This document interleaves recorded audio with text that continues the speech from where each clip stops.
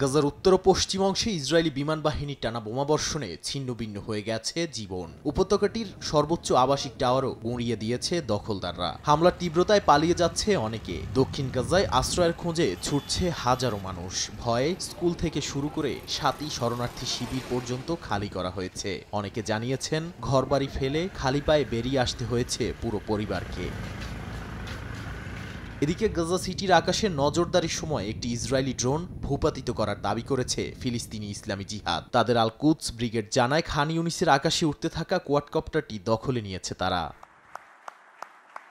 নিজ দেশেও চাপে পড়েছেন দখলদার প্রধানমন্ত্রী নেতানিয়াহু। তিনি স্বীকার করেছেন ইসরায়েল বিশ্ব থেকে অনেকটা আলাদা হয়ে পড়ছে। এ মন্তব্যকে ব্যর্থ নীতির ফল বলে আখ্যা দিয়েছেন দেশটির বিরোধী দলীয় নেতা ইয়ার লাপিদ। তার দাবি নেতানিয়াহুর ব্যর্থতা ইসরায়েলকে তৃতীয় বিশ্বের দেশের পর্যায়ে নামিয়ে আনছে।